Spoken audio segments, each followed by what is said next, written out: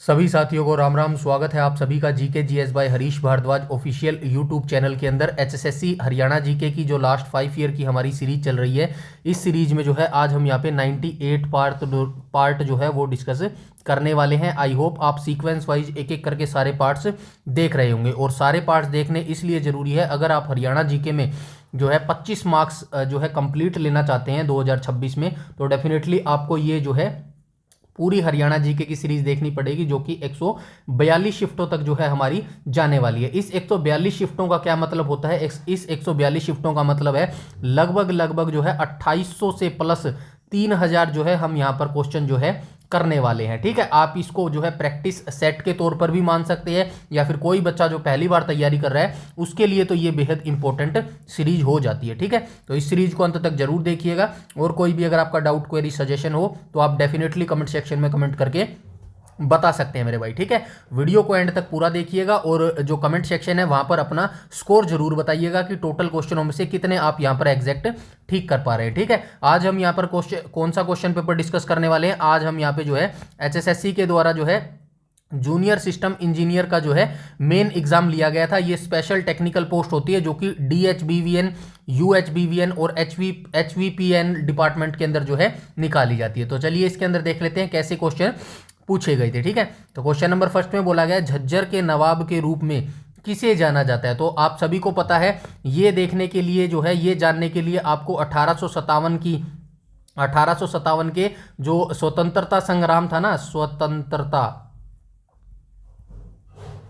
संग्राम में हरियाणा के नेतृत्वकर्ता याद रखने पड़ेंगे सारे। ठीक है, हरियाणा के नेतृत्वकर्ता आपको सारे याद रखने पड़ेंगे। ठीक है, तभी जाके जो है आपका एक नंबर पूरा हो सके। झज्जर का तो हम यही देख लेते हैं, अब्दुल रहमान खान के द्वारा जो है ये झज्जर का नेतृत्व किया गया था 1857 की क्रांति में। ठीक है, अब हम एक एक करके सारी चीजों को देखते हैं, स्टार्ट करते हैं यहां से। देखो, ठीक है, तो यहां पे सारे आपको याद रखना है। झज्जर से जो है नवाब अब्दुल रहमान खान ने जो है नेतृत्व किया था 1857 की क्रांति का। बल्लभगढ़ से आप सभी जानते होंगे राजा नाहर सिंह के द्वारा नेतृत्व किया था। रेवाड़ी के भी आप सभी जानते होंगे, अहिरवाल ये क्षेत्र था, और यहाँ पर राव तुलाराम और इनके भाई होते थे राव गोपाल देव, इन्होंने जो है नेतृत्व किया था 1857 की क्रांति का। पानीपत का आप सभी जानते होंगे, इमाम अली कलंदर के द्वारा जो है नेतृत्व किया गया था। हिसार से आप सभी जानते हैं शहजादा मोहम्मद आजम के द्वारा नेतृत्व किया गया था। रोहतक से जो है बिसारत अली ने जो है नेतृत्व किया था। पलवल से गफूर अली और हरसुख राय ने किया था। मेवात नूह से जो है सदरुद्दीन मेवाती ने किया था। हांसी से हुकुमचंद जैन और मुनीर बेग ने किया था। और सिरसा रानिया से जो है नवाब नूर समद खान के द्वारा जो है ये नेतृत्व किया था। एवरीथिंग, ये सभी के सभी जो नेतृत्व करता है आपको याद करने बेहद जरूरी है। कोई भी आपसे जो है पूछा जा सकता है, अभी जैसे झज्जर का पूछा गया है, फॉर एग्जांपल आपको जो है कोई भी बल्लभगढ़, रेवाड़ी, पानीपत, हिसार, रोहतक, पलवल, किसी का भी जो है आपसे पूछा जा सकता है। तो पूरी लिस्ट आपको याद करनी बेहद जरूरी हो जाएगी। ठीक है, तो इस PDF के जो मैं शॉर्ट एक्सप्लेनेशन यहाँ पर ऐड कर रहा हूं ना, इसका ऐड करने का यही मकसद है। एक एक चीज आपको जो है YouTube पर नहीं मिलेगी, डेफिनेटली उसके लिए आप जो है बुक्स पढ़नी पड़ेंगी, और बुक्स में भी जो है मुझे नहीं लगता कि ये सारी चीजें एक साथ मिल सकती है। ठीक है, तो मेरा यही मोटिव है, आपका टाइम वेस्ट ना हो और सारी चीजें आपको एक ही साथ मिल जाए। ठीक है, जितना कम आप टाइम वेस्ट करो उतना ज्यादा सिलेक्शन होने के चांस आपके बढ़ जाएंगे 2026 के अंदर। ठीक है, तो कंसिस्टेंसी बनाए रखिएगा और थोड़ा सा विश्वास रखिएगा। जितना मैंने प्रॉमिस किया है 60 मार्क्स का, ठीक है, ये मेरे एंड से कोई दिक्कत नहीं आएगी, बस आपके एंड से कोई दिक्कत नहीं आनी चाहिए, तो डेफिनेटली आपका सिलेक्शन भी 2026 में हो जाएगा। उम्मीद करता हूं 60 मार्क्स से ज़्यादा ही आपका मैंने सोचा है। हिंदी भी जो है लास्ट में ऐड कर दूंगा इसके। ठीक है, लास्ट में अगर टाइम बचेगा तो हिंदी भी आपको मैं डेफिनेटली करवा दूंगा। ठीक है, तो जुड़े रहिएगा और अपनी तैयारी करते रहिएगा। आई होप पहले क्वेश्चन की जानकारी आपको क्लियर हो गई होगी। नेक्स्ट क्वेश्चन पर चलते हैं, क्वेश्चन नंबर सेकंड पर। क्वेश्चन नंबर सेकंड में क्या बोला गया है? हरियाणा के ग्रैंड ओल्ड मैन के रूप में जो है किसे जाना जाता है? तो आपको दो चीजें याद रखनी है, एक तो ग्रैंड ओल्ड मैन, ठीक है, grand old man of Haryana, ठीक है, हरियाणा, और दूसरा आपको कौन सा याद रखना है? इंडिया। ठीक है, इंडिया। तो इंडिया के ग्रैंड ओल्ड मैन कौन हो जाएंगे? तो ये हो जाएंगे दादा भाई नौरोजी। ठीक है, दादा भाई नौरोजी हो जाएंगे। ठीक है, नौरोजी। और हरियाणा के कौन हो जाएंगे, तो हरियाणा के हो जाएंगे पंडित श्रीराम शर्मा, ठीक है, श्रीराम शर्मा हो जाएंगे, ठीक है। तो ये दोनों आपको याद रखने होंगे, ठीक है। तो राइट ऑप्शन क्या हो जाएगा, right option Pandit Shriram Sharma, option number D यहां पर जो है बिल्कुल करेक्ट हो जाएगा। नेक्स्ट क्वेश्चन पर चलते हैं, क्वेश्चन नंबर 3 के ऊपर, ठीक है। क्वेश्चन नंबर 3 में क्या बोला गया है, तो क्वेश्चन नंबर 3 में बोला गया है डैश योजना राज्य में 1 लाख और प्रकाश उपकरणों की स्थापना के लिए हरियाणा में 27 अक्टूबर 2018 को जो है लागू की गई थी। तो ये योजना कौन सी थी, तो ये योजना थी मनोहर ज्योति योजना थी, ठीक है। इसके अंदर जो है प्रकाश से संबंधित ये योजना थी, यानी कि एलईडी बल्ब हो गया, जो पंखे हो गए, इनसे रिलेटेड ये योजना थी। और इसको कब स्टार्ट किया गया था, इसको जो है 27 अक्टूबर 2018 को जो है इसको स्टार्ट किया गया था। तो ईयर जरूर आप याद रखेंगे डेफिनेटली, कि आपसे डायरेक्ट पूछा जा सकता है हरियाणा सरकार के द्वारा जो है मनोहर ज्योति योजना को जो है कब शुरू किया गया था, 27 अक्टूबर 2018 को जो है इस योजना को शुरू किया गया था, ठीक है। उद्देश्य भी याद रखेंगे, हो सकता है स्टेटमेंट बेस बना के 2 स्टेटमेंट का जो है ये क्वेश्चन आपसे पूछ ले, ठीक है। मनोहर ज्योति, इस योजना के तहत राज्य सरकार ने कम दाम पर एलईडी बल्ब, ट्यूबलाइट और पंखे जैसी ऊर्जा कुशल लाइटिंग जो है उपकरण उपलब्ध कराने का लक्ष्य रखा था। 3 पॉइंट आप याद रखेंगे, कौन कौन सा पॉइंट याद रखेंगे, सबसे पहले मनोहर ज्योति योजना लागू कब की गई, 27 अक्टूबर 2018 को लागू की गई। दूसरा, इसका जो है उद्देश्य याद रखेंगे भाई, इसके तहत जो है एलईडी बल्ब, ट्यूबलाइट और पंखे जैसे ऊर्जा कुशल लाइटिंग जो है उपकरण उपलब्ध कराने का जो है लक्ष्य जो है ये रखा गया था, ठीक है। तो ये 2 पॉइंट्स जो है आप याद रखेंगे। और तीसरा हो सकता है कि अल्टरनेट पूछ ले, बताइए 27 अक्टूबर 2018 को जो है कौन सी योजना शुरू की गई थी, उस केस में आप मनोहर ज्योति याद रखेंगे, ठीक है। आई होप यहां तक सारी चीजें क्लियर हो गई होंगी। नेक्स्ट क्वेश्चन पर चलते हैं, क्वेश्चन नंबर 4 के ऊपर, ठीक है।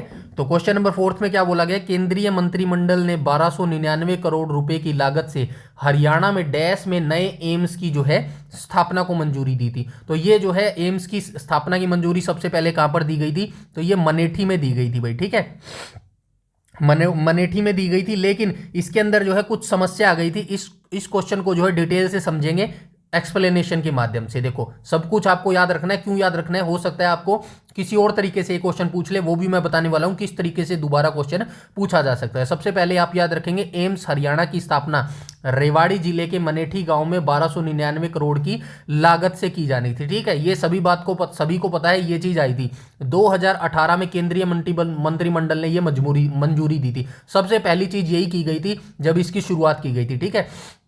आपसे क्या पूछा जा सकता है, सर्वप्रथम जो है एम्स हरियाणा की स्थापना जो है किस जिले में करने का मंजूरी दी गई थी, तो रेवाड़ी जिले में मंजूरी दी गई थी। कितने करोड़ रुपए लागत का खर्चा आना था, 1299 करोड़ लागत का जो है इसके अंदर खर्चा आना था। 2018 में जो है केंद्रीय मंत्रिमंडल के द्वारा शुरू इसकी जो है मंजूरी दी गई थी। 3 पॉइंट्स तो आपको ये याद करने हैं, ठीक है। इसके बाद क्या हुआ, मनेठी की प्रस्तावित भूमि अरावली वन क्षेत्र के अंतर्गत आने और कानूनी अड़चनों के कारण इस स्थान पर जो है निर्माण संभव नहीं हो पाया। मतलब मनेठी को जो है, मनेठी की जो सर्वप्रथम लोकेशन की गई थी ना, उसको जो है बाद में चेंज कर दिया गया। कब चेंज किया गया और कहां चेंज किया गया, आइए देखते हैं। भूमि संबंधी समस्याओं के समाधान के लिए सितंबर 2020 में हरियाणा सरकार ने एम्स के लिए नया स्थान रेवाड़ी जिले के माजरा मुस्तिल भालखी गांव में जो है प्रस्तावित किया गया। ये लाइन जरूर याद रखेंगे भैया आप, ठीक है। क्या याद रखेंगे, तो ये याद रखेंगे सितंबर 2020 में हरियाणा सरकार ने एम्स के लिए नया स्थान रेवाड़ी जिले के माजरा मुस्तिल भालखी गांव में जो है प्रस्तावित किया गया। तो ये सेकंड लोकेशन जरूर याद रखना। आई नो अभी तक जो है सभी बच्चे ये मनेठी वाला कहाँ गया, मनेठी वाला ये रहा, मनेठी वाला ही याद रखते हैं। हो सकता है क्वेश्चन आपसे पलट के पूछ दे। क्वेश्चन आपसे क्या पूछे, एम्स हरियाणा की स्थापना रेवाड़ी जिले के मनेठी गांव में जो है 2018 में केंद्रीय मंत्रिमंडल ने इसको मंजूरी दी थी। इसकी जो है बाद में 2020 में लोकेशन जो है कहां स्थानांतरित की कर दी गई थी, ऐसा क्वेश्चन आपसे पूछा जाएगा। तब आपको बताना पड़ेगा ये भाई इसकी बाद में जो लोकेशन है माजरा मुस्तिल भाखली गांव में जो है रेवाड़ी में ही जो है स्थानांतरित कर दी गई थी। तो ठीक है, ऐसे चीजें को आप याद रखेंगे। हो सकता है 2 से 3 स्टेटमेंट बना के भी जो है ये क्वेश्चन आपको प्रस्तुत कर दे या फिर परोस दे, ठीक है। इस सिचुएशन में जो है आपको ये डिटेल से इस क्वेश्चन के बारे में पता होना चाहिए मेरे भाई, ठीक है। समझ गए यहां तक, आई होप सारी चीजें क्लियर होगी। उसके बाद हम चलते हैं नेक्स्ट क्वेश्चन पे, ठीक है। अंत में ये एक लाइन और लिखी गई है भाई, इसको भी देख लेना। केंद्रीय मंत्रिमंडल ने दिसंबर 2023 में नए स्थान को आधिकारिक मंजूरी दी है। तो ऑफिशियल इस पे बैनर लग गया है भाई, ठीक है।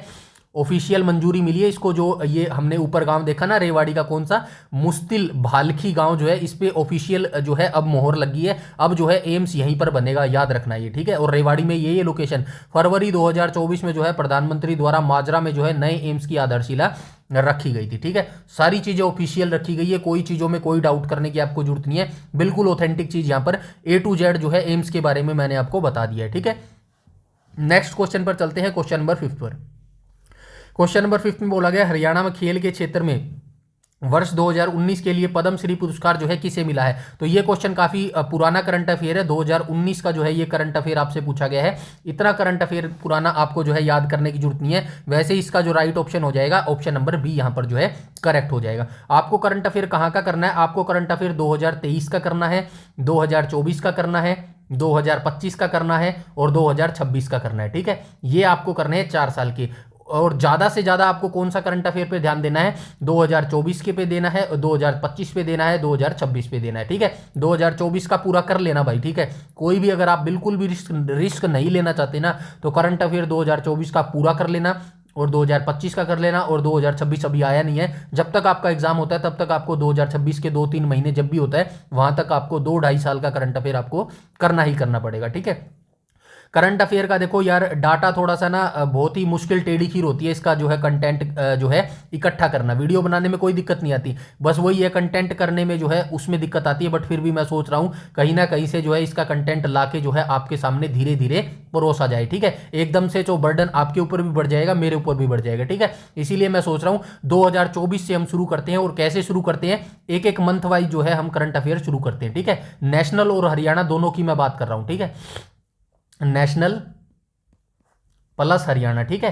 तो ये मेरा सुझाव है, आप कमेंट सेक्शन में बताना कि ये सुझाव सही है या नहीं है। एक एक मंथ का, यानी कि एक संडे के दिन हम एक क्लास रखेंगे एवरी संडे। हफ्ते में मतलब महीने में 4 संडे आते हैं ना, तो हर संडे जो है एक महीने का करंट अफेयर हम जरूर करेंगे। और यहां से शुरुआत हम करेंगे 2024 से, ठीक है। तो आपको कैसा आइडिया लगा जरूर कमेंट सेक्शन में बताइएगा, ठीक है। तो यहाँ पे आपको याद क्या रखना है, ये बजरंग पुनिया इतना पुराना नहीं है। आपको जो है 2025 में अभी जो है पद्म पुरस्कार दिए गए हैं ना, पद्म पुरस्कार, उसकी लिस्ट आपको जरूर याद रखनी है। और वो वीडियो मैं करवा चुका हूं, इसी प्ले लिस्ट में मैं जोड़ भी दूंगा 2025 वाला जो है पद्म पुरस्कार, ठीक है। तो आपको फिर सिर्फ 2025 वाले ही याद रखनी है, ठीक है।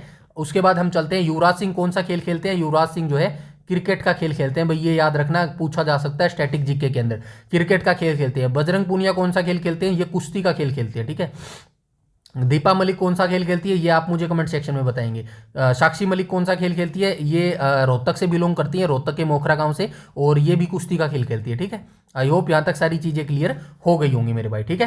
नेक्स्ट क्वेश्चन पर चलते हैं, क्वेश्चन नंबर 6 के ऊपर। अच्छा, ये इंपॉर्टेंट जानकारी है भाई, ये जरूर याद रखेंगे। भारत के जो सर्वोच्च खेल पुरस्कार है ना, सर्वोच्च जो नागरिक सम्मान पुरस्कार है वो कौन सा है, भारत रत्न है। इसकी शुरुआत कब हुई थी, 2 जनवरी 1954 को इसकी शुरुआत हुई थी। ये प्रथम सर्वोच्च नागरिक पुरस्कार है। उसके बाद दूसरा सर्वोच्च नागरिक पुरस्कार कौन सा है, वो हो जाएगा पद्म भूषण, ये दूसरे नंबर पर आता है भाई, ठीक है। और इसकी शुरुआत भी कब हुई थी, 2 जनवरी 1954 को जो है इन दोनों की शुरुआत हुई थी। पहले नंबर पर ये आता है, दूसरे नंबर पर ये आता है, तीसरे नंबर पर ये आता है और चौथे नंबर पर ये आता है। ये 4 नंबर के सीक्वेंस आप जरूर याद रखेंगे मेरे भाई, ठीक है। इंडिया जीके से रिलेटेड भी ये क्वेश्चन आपसे पूछा जा सकता है, ठीक है। इसीलिए कहा जहां जहां इंडिया जीके आएगी ना, उसको हम जो है कवर करते हुए चलेंगे मेरे भाई, ठीक है। नेक्स्ट क्वेश्चन पर चलते हैं, क्वेश्चन नंबर 6 पर। क्वेश्चन नंबर 6 में क्या बोला गया, हरियाणा सरकार ने डैश को राज्य के छात्रों की मदद करने के उद्देश्य से शिक्षा सेतु नामक एक मोबाइल ऐप लॉन्च किया था, ठीक है। तो ये भी करंट अफेयर का क्वेश्चन है। तो 19 दिसंबर 2018 को, ठीक है, 19 दिसंबर 2018 को हरियाणा सरकार ने छात्रों की मदद के लिए जो है शिक्षा सेतु नामक एक जो है एप्लीकेशन लॉन्च की थी, ठीक है। शिक्षा सेतु नामक मोबाइल एप्लीकेशन लॉन्च की थी, ठीक है। शिक्षा छात्रों की मदद के लिए भाई की थी भाई, ये पता नहीं छात्रों की मदद करते हैं एक्चुअल में, ये नहीं करते, वो तो आपको भी पता है भाई, ठीक है। खैर चलिए आगे चलते हैं, ये ठीक है। 19 दिसंबर 2018 को जो है इन्होंने एप्लीकेशन लॉन्च किया था। नेक्स्ट पर चलते हैं, क्वेश्चन नंबर 7 पर। हरियाणा में डैश गांव हर सुबह राष्ट्रगान गाने वाला जो है गांव बन गया है। तो कौन सा बन गया है, तो ये बन गया है भाई भनकपुर गांव बन गया है, ठीक है। और भनकपुर गांव कहां पर अवस्थित है, ये जो है फरीदाबाद में अवस्थित है, ठीक है।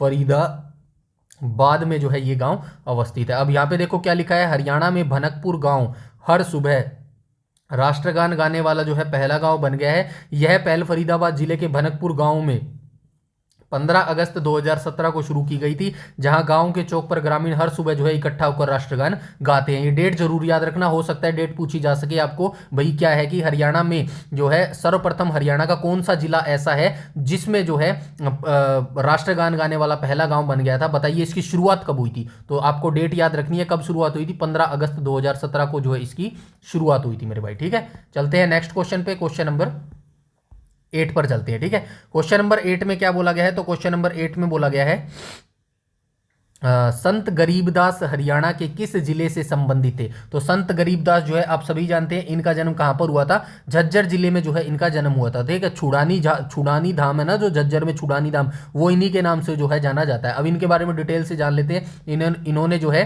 संत गरीबदास ने जो है गरीबदासी संप्रदाय के संस्थापक भी रहे हैं। ठीक है, यहाँ से क्वेश्चन पूछा जाता है इनसे। ठीक है, तो इनका जन्म जो है 1717 ईस्वी में हरियाणा के झज्जर जिले के छुड़ानी गांव में एक धनखड़ जाट परिवार में जो है इनका जन्म हुआ था।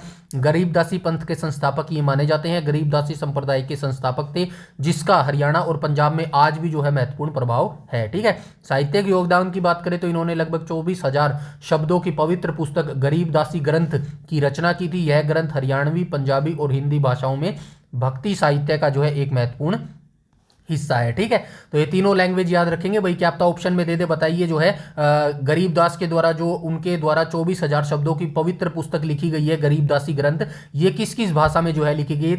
तीन ऑप्शन आपको दे देगा, हरियाणवी दे देगा, पंजाबी दे देगा और हिंदी दे देगा। ठीक है, और चौथा ऑप्शन क्या देगा, चौथा ऑप्शन आपको देगा सभी देगा। तो उस केस में आपको जो है सभी वाला जो है टिक कर रखे आना पड़ेगा मेरे भाई। ठीक है, तो ये आपको याद रखना। समाधि स्थल की बात करूं तो 1778 ईस्वी में इनकी मृत्यु के बाद उनके अवशेषों पर छुड़ानी गांव में एक समाधि मेमोरियल बनाई गई, जो आज एक महत्वपूर्ण धार्मिक स्थल है, जिसे छुड़ानी धाम के नाम से भी जो है जाना जाता है मेरे भाई। ठीक है, तो ये सारा जो छुड़ानी धाम तो वैसे आपने सुना भी होगा हरियाणा में, और HSSC छुड़ानी धाम से क्वेश्चन भी पूछती है। बस अब से आपको ये याद रखना है, ये जो छुड़ानी धाम है ना, इसका संबंध किससे है, इसका संबंध जो है संत गरीबदास से जो है इसका डायरेक्ट संबंध है। ठीक है मेरे भाई, यहां तक सारी चीजें क्लियर है। नेक्स्ट क्वेश्चन पर चलते हैं, क्वेश्चन नंबर 9 पर। क्वेश्चन नंबर 9 में बोला गया उर्दू साहित्य दास्ताना मजदूर किसने लिखी है। तो ये साहित्य दास्ताना जो मजदूर है ये लिखी गई है भागीरथ लाल जख्मी के द्वारा जो है इसको लिखा गया है। ठीक है, ऑप्शन नंबर ए करेक्ट हो जाएगा क्वेश्चन नंबर 9 का। नेक्स्ट क्वेश्चन पर चलते हैं, क्वेश्चन नंबर 10 के ऊपर। क्वेश्चन नंबर 10 में बोला गया बिजनौरी डैश भाषा का सबसे शुद्ध रूप है। तो बिजनौरी जो है कोरवी भाषा का सबसे शुद्ध रूप है, और ये बिजनौरी कहाँ पर बोली जाती है, यूपी के अंदर जो है बोली जाती है। देखो कोरवी बोली दिल्ली और पश्चिमी उत्तर प्रदेश के आसपास के क्षेत्रों में बोली जाती है, और बिजनौर क्षेत्र में इसका सबसे प्रमाणिक या शुद्ध रूप जो है पाया जाता है, जिसे खड़ी बोली का जो है आधार माना जाता है। हरियाणा में भी जो है खड़ी बोली बोली जाती है भैया, और खड़ी बोली किसका प्रारूप है, तो ये खड़ी बोली जो है कोरवी भाषा का ही प्रारूप है। ठीक है, ये भी आप याद रखेंगे। ठीक है, कोरवी भाषा से। ठीक है, कोरवी भाषा से। नेक्स्ट क्वेश्चन पर चलते हैं, क्वेश्चन नंबर 11 पर। क्वेश्चन नंबर 11 में क्या बोला गया, कुरुक्षेत्र विश्वविद्यालय की पांडुलिपि संग्रहालय में नाथ समुदाय के कितने ग्रंथ मिले हैं। तो नाथ समुदाय के जो है ये 5 ग्रंथ मिले हैं भाई। ठीक है, कुरुक्षेत्र विश्वविद्यालय की पांडुलिपि संग्रहालय है ना जो, वहां पर नाथ समुदाय के जो है 5 ग्रंथ मिले हैं, और ये 5 ग्रंथ कौन कौन से हैं। एक तो है गोरख सिद्धांत संग्रह, गोरख सिद्धांत संग्रह हो जाएगा भी। ठीक है, दूसरा कौन सा हो जाएगा, काफर बोध हो जाएगा, काफर बोध हो जाएगा। तीसरा कौन सा हो जाएगा, नरवय बोध हो जाएगा। ये पांचों के पांचों नाम याद रखना है भाई, क्या पता कौन सा नाम दे दे और कह दे कि बताइए इनमें से कौन सा नहीं है। ठीक है ना, तो चौथा हो जाएगा हठ योग, हठ योग हो जाएगा। और पांचवा कौन सा हो जाएगा मेरे भाई, पांचवा हो जाएगा ज्ञान तिलक। ठीक है, तो ये पांचों के पांचों जो है आपको याद रखने पड़ेंगे मेरे भाई। ठीक है, चलते हैं नेक्स्ट क्वेश्चन पे, क्वेश्चन नंबर 12 के ऊपर। ठीक है, अच्छा ये हठ योग पर दीपिका था। ठीक है, चलिए कोई बात नहीं। इसके बाद चलते हैं क्वेश्चन नंबर 12 के ऊपर। क्वेश्चन नंबर 12 में क्या बोला गया, डैश को भारत सरकार द्वारा 3 जून 2009 को पक्षी अभ्यारण्य के रूप में जो है घोषित किया गया था। किसको घोषित किया गया था, भिंडावास को किया गया था भाई, ठीक है। भिंडावास कहाँ पर अवस्थित है, भिंडावास और खप्परवास दोनों वन्य जीव अभ्यारण्य आप याद रखेंगे, ठीक है। खप्परवास, खप्परवास कहाँ पर अवस्थित है, झज्जर में अवस्थित है,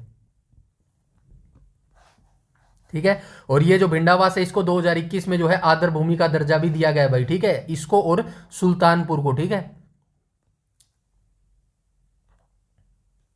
सुल्तानपुर सुल्तानपुर पक्षी अभ्यारण्य जो, इसको भी जो है आदर भूमि का दर्जा 2021 में मिला है। दोनों को ही 2021 में आदर भूमि का दर्जा मिला है। अब सारे 8 वन्य जीव अभ्यारण्य हरियाणा के अंदर, सबकी लोकेशन आपको पता होनी चाहिए, ठीक है। हरियाणा में कितने, 8 वन्य जीव अभ्यारण्य। नेशनल पार्क कितने हैं, 2 नेशनल पार्क हैं, ठीक है। तो आइए देख लेते हैं, बीर शिकारगढ़ वन्य जीव अभ्यारण्य कहाँ पर अवस्थित है, पंचकुला जिले में अवस्थित है। खोल ही रहतान वन्य जीव अभ्यारण्य पंचकुला में अवस्थित है। कलेसर वन्य जीव अभ्यारण्य कहाँ पर है, यमुनानगर के कलेसर में अवस्थित है। छिलछिला वन्य जीव अभ्यारण्य कहाँ पर है, कुरुक्षेत्र में अवस्थित है। नाहर वन्य जीव अभ्यारण्य रेवाड़ी में अवस्थित है। अबूब शहर वन्य जीव अभ्यारण्य सिरसा में अवस्थित है। ये हम बात कर चुके हैं। उसके बाद जो है ये देखो 2021 में भारत सरकार द्वारा 2 स्थलों को रामसर सूची में शामिल किया गया, भिंडावास और सुल्तानपुर, ठीक है। सॉरी, भिंडावास झज्जर में हो जाएगा, सुल्तानपुर जो है गुरुग्राम में हो जाएगा। सभी की लोकेशन आपको डेफिनेटली याद रखनी पड़ेगी मेरे भाई, ठीक है। नेक्स्ट क्वेश्चन पर चलते हैं, क्वेश्चन नंबर 13 पर। 13 में क्या बोला गया है, अंबाला और कैथल जिले की मिट्टी का रंग पीला और धूसर है, ठीक है। पीला धूसर कहां पर हो जाएगा, ऑप्शन नंबर बी यहां पर करेक्ट हो जाएगा। लाल चेस्टनट मिट्टी कहां पर पाई जाती है, हरियाणा के यमुनानगर जिले में पाई जाती है मेरे भाई, ठीक है। यमुनानगर, डायरेक्ट क्वेश्चन पूछा जाता है, लाल चेस्टनट मिट्टी जो है कहां पर पाई जाती है हरियाणा में, तो यमुनानगर में जो है ये पाई जाती है मेरे भाई, ठीक है। उसके बाद हम चलते हैं नेक्स्ट क्वेश्चन पे, क्वेश्चन नंबर 14 पे चलते हैं। क्वेश्चन नंबर 14 में क्या हो गया है, पिपली मिनी चिड़ियाघर हरियाणा में डैश जिले में स्थित है। तो आपको सभी याद रखना है, 3 चिड़ियाघर है भाई हरियाणा में, ठीक है। 3 चिड़ियाघर, ठीक है। 3 चिड़ियाघर है, कौन सा हो जाएगा, पहला तो यही हो जाएगा, पिपली हो जाएगा भाई, ठीक है।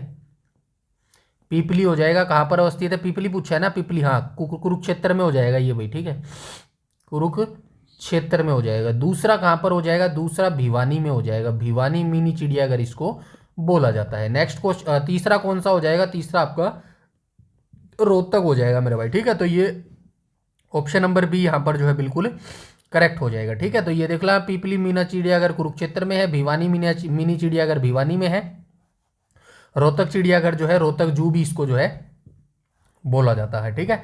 नेक्स्ट क्वेश्चन पर चलते हैं, क्वेश्चन नंबर 15 पर। हरियाणा के बागवानी विभाग ने 2016 की खेती के क्षेत्र को 7 से 25% तक बढ़ाने की योजना बनाई थी। तो यहाँ पर क्या आ जाएगा, 25% आ जाएगा मेरे भाई, ठीक है। राइट ऑप्शन क्या हो जाएगा, ऑप्शन नंबर ए यहाँ पर करेक्ट हो जाएगा। काफी पुराना ये करंट अफेयर पूछा गया था, ठीक है। नेक्स्ट क्वेश्चन पर चलते हैं, क्वेश्चन नंबर 16 पर। गुरुग्राम को डैश ये जोड़ने वाला रेल मार्ग हरियाणा के सबसे पुराने और सबसे बड़े जंक्शनों में से एक है, रेवाड़ी आ जाएगा, ठीक है। गुरुग्राम को रेवाड़ी से जोड़ने का जो ये रेल मार्ग है ये सबसे पुराना है, जो ब्रिटिश काल के समय में जो है ये बनाया गया था, ठीक है। इसके बाद हम चलते हैं नेक्स्ट क्वेश्चन, क्वेश्चन नंबर 17 पर, ठीक है। तो क्वेश्चन नंबर 17 में क्या बोला गया, 17 में बोला गया सचर फार्मूला के अनुसार हरियाणा को 2 भागों में विभाजित किया गया था। अब आपको याद रखना है सचर फार्मूला कब लागू किया गया था, ठीक है। सचर फार्मूला तो ये लागू किया गया था मेरे भाई 1 अक्टूबर 1949 को जो है इसको लागू किया गया था। इसके तहत जो है पंजाब के मुख्यमंत्री भीमसेन सचर होते थे इस समय, उनके द्वारा जो है यह फार्मूला लागू किया गया था। और इस फार्मूले के अनुसार जो है पंजाब प्रांत को 2 भागों में बांटना था, 2 भाग, और 2 भाग कौन से थे, वो भाषाई भाग थे, ठीक है। भाषाई भाग थे, और भाषाई भाग में कौन से 2 भाग थे, भाई लिख दिया क्या, 2 भाई दोनों तबाही, वो लिख दिया क्या मैंने, चलिए कोई बात नहीं। भाषाई भाग थे भाई ये, एक सेकंड, दोनों भाग भाषाई भाग थे, और कौन कौन से, एक तो हिंदी क्षेत्र था, और दूसरा कौन सा था, और दूसरा था भाई पंजाबी क्षेत्र, ठीक है। तो ये दोनों आप याद रखेंगे, ठीक है। यहाँ पे देखो हिंदी क्षेत्र और पंजाबी क्षेत्र, ठीक है।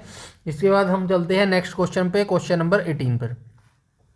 क्वेश्चन नंबर 18 में बोला गया डैश ने हरियाणा के क्षेत्र को हरिधानक्य कहा है। तो हरिधानक्य जो है राहुल सांकृत्यान ने जो है हरियाणा को कहा है। ठीक है, हरिधानक्य का मतलब क्या होता है, धन से जो है भरपूर होना। ठीक है, जिसका अर्थ क्या है, भरपूर अनाज और अपार समृद्ध भूमि। ठीक है, तो आप याद रखना ये इंपॉर्टेंट है, डायरेक्ट क्वेश्चन HSSC ने जो है इसको पूछा है। राहुल सांकृत्यान ने जो है, ये इतिहासकार थे, इन्होंने जो है हरिधानक्य जो है ये कहा है। ठीक है, अब हरियाल भी कहा है। अच्छा नीचे ही है क्या, चलिए कोई बात नहीं। ये देखो ये क्वेश्चन एक और पूछ लिया, ये डायरेक्ट ऐसे ही 2 क्वेश्चन तो यहीं पे हो गए देखो, और दोनों क्वेश्चन HSSC बार बार पूछती है 1-1 नंबर का। ठीक है, तो आपसे डायरेक्ट पूछा जाएगा हरियाणा के क्षेत्र को हरियाल किसने कहा है, तो ये यदुनाथ सरकार ने जो है हरियाल कहा है। ठीक है, ऑप्शन नंबर बी करेक्ट हो जाएगा। दोनों आपको इंपॉर्टेंट याद रखनी है भाई। ठीक है, यहाँ पे लिख देता हूँ मोस्ट इंपॉर्टेंट, यहाँ से क्वेश्चन पूछा ही पूछा जाएगा आपसे। ठीक है, मोस्ट इंपॉर्टेंट। ठीक है, नेक्स्ट क्वेश्चन पर चलते हैं, क्वेश्चन नंबर 20 पर।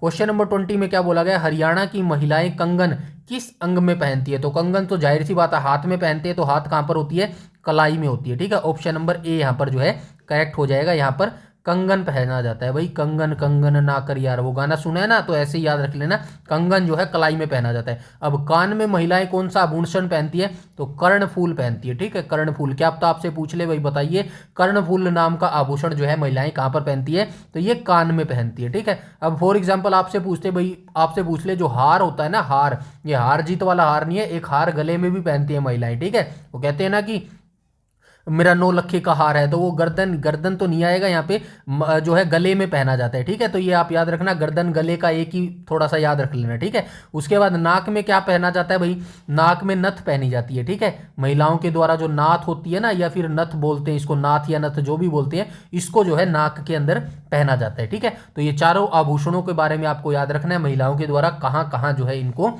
पहना जाता है। ठीक है मेरे भाई, यहाँ तक बातें सारी क्लियर है, आई होप क्लियर होंगी। ठीक है, फिर भी कोई डाउट हो तो कमेंट सेक्शन में बता देना मेरे भाई। ठीक है, नेक्स्ट क्वेश्चन पर चलते हैं, क्वेश्चन नंबर 21 पर, और इसमें बोला गया हरियाणा के लोगों द्वारा एक बुरा शगुन माना जाता है। तो किसको बुरा शगुन माना जाता है, हिरन दर्शन को, जिद्दी पे जूती चढ़ना, या फिर दूब का दर्शन, या फिर आंख फड़कना। राइट ऑप्शन हो जाएगा ऑप्शन नंबर बी। अपने हरियाणा में जब आंख फड़कती है ना, तो इसको जो है एक बुरा संकेत भाई माना जाता है। ठीक है, नेक्स्ट क्वेश्चन पर चलते हैं, फूल हरियाणा का एक पारंपरिक आभूषण है जो महिलाओं द्वारा उनके डैश पर पहना जाता है। तो फूल कहाँ पर पहना जाता है, फूल जो है हरियाणा के महिलाओं के द्वारा जो है माथे पर लगाया जाता है। फूल फूल होता है ना, तो कान नहीं आएगा, सिर सिर आ जाएगा भाई। ठीक है, कलाई सिर आ जाएगा, सिर के नीचे जो है माथा होता है ना, माथे में ही जो है ये पहना जाता है मेरे भाई। ठीक है, तो ये आज के जो है 22 क्वेश्चन थे जो हमने यहाँ पर काफ़ी अच्छे से जो है इनका एनालाइज किया है। आई होप आपको काफ़ी अच्छे से यहाँ पे समझ आ रहा होगा, और आप में जो है अपने आप को जो है काफ़ी ग्रोइंग महसूस कर रहे होगे। मुझे उम्मीद है कुछ ना कुछ तो आपको यहाँ से मिल ही रहा होगा। ठीक है, तो जुड़े रहिएगा, बस आपको मेरे मोटिवेशन के लिए सिर्फ इतना करना है, वीडियो को ज़्यादा से ज़्यादा लाइक कर देना और शेयर कर देना भाई अपने दोस्तों के साथ, भाइयों के साथ और बहनों के साथ, ताकि सभी को जो है इस वीडियो का लाभ मिल सके। ये मेरी जो है बिल्कुल फ्री इनिशिएटिव जो है पहल है, ताकि जो है किसी भी बच्चे का जो है सिलेक्शन ना रह जाए भाई। ठीक है, बहुत सा मतलब आजकल सभी बच्चे ऐसे हैं भाई, सभी जो है ले सकते हैं, पेड ग्रुप ऐसा कुछ नहीं है, लेकिन फिर भी कोई भूला भटका ऐसा रह जाए जो भाई नहीं ले सकता, तो वो जो है इस फ्री इनिशिएटिव को देख लेना। यकीन मानिएगा इस फ्री इनिशिएटिव को बिल्कुल पेड जैसा ही जो है बनाया गया है। ठीक है, अभी आने वाला कंटेंट बहुत है। अभी हमारी एग्रीकल्चर एनिमल हस्बेंड्री की जो सीरीज है ना, बता देता हूँ, एग्रीकल्चर एनिमल हस्बेंड्री की जो सीरीज है उसके सिर्फ 2 टॉपिक रहे हैं। ठीक है, 2 टॉपिक कौन से रहे हैं, इसके 2 टॉपिक ये रहे हैं, एक तो जो है पशु जनगणना रही है। ठीक है, पशु जनगणना।